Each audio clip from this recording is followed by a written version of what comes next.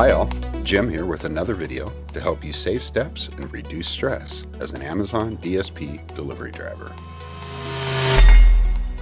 Before we start today, I wanted to sincerely say thank you for the overwhelming popularity of the videos. We are approaching 800 subscribers and have almost 10,000 views of the most popular video. That's incredible and really humbling. At the end of the day, this is about you, making your job easier and trying to share ideas to do that. Comments on the videos not only help increase reach across YouTube, it makes it more personal to me to actually interact with the viewer. So if you have commented, thank you so much. It means a lot to me. By far the most frequently asked question is, are you going to do a video on organizing the van?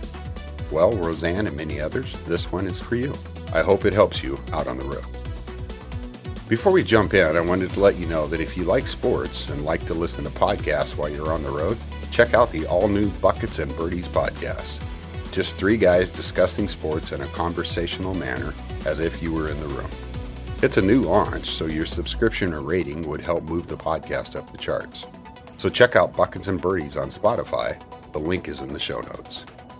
Let's jump right into how to load and organize your van.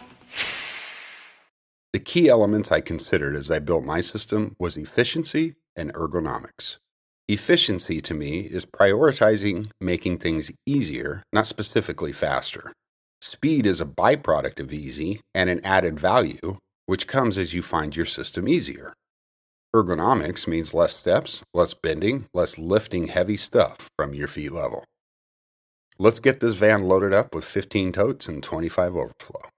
So that we are talking the same language throughout this video, the bag numbers are in the order you will deliver them, not the order on the U-boats.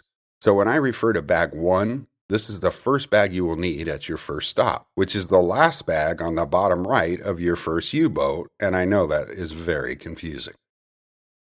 First off, you may find that many people arrange their U-boats in a literal U around the back of their van. So my first tip for ergonomics and efficiency is to get that U-boat perpendicular to and very close to the back of the van. Once the U-boat is in the proper position, drag the first tote on the top row to the right inside the van and put it right by the sliding door, leaving enough room to get through. Then drag in totes 8 and 9 and stand them up vertically with the clear side facing the wall of the van. Remember, you are working right to left off the U-boat.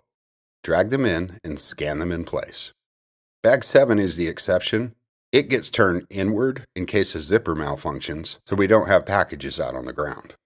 On the next row, which is bags 4, 5, and 6, we're going to drag them in and put them exactly opposite of the first 3 bags on the driver's side, leaving one spot ahead near the driver's seat.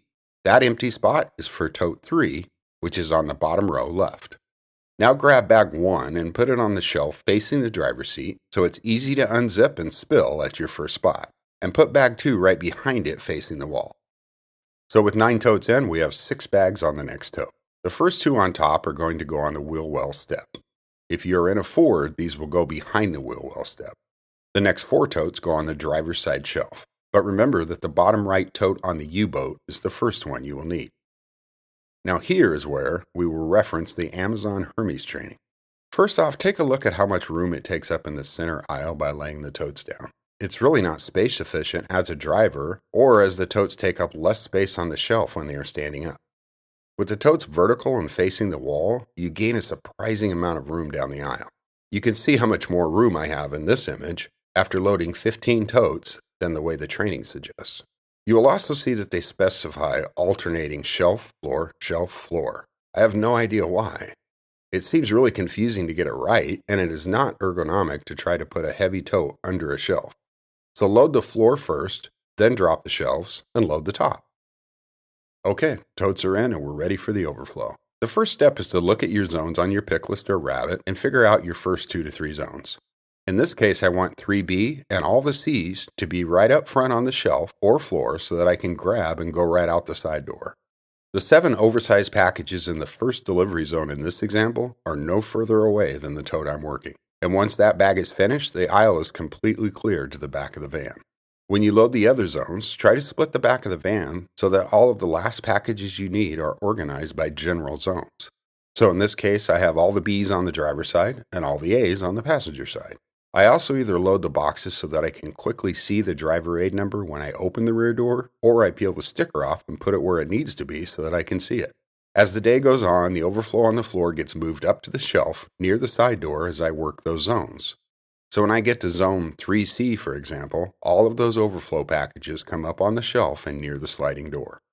Loading this way does not take longer. You will hear from yard marshals, other drivers, and probably your DSP leads to just get it in there and organize it your first stop.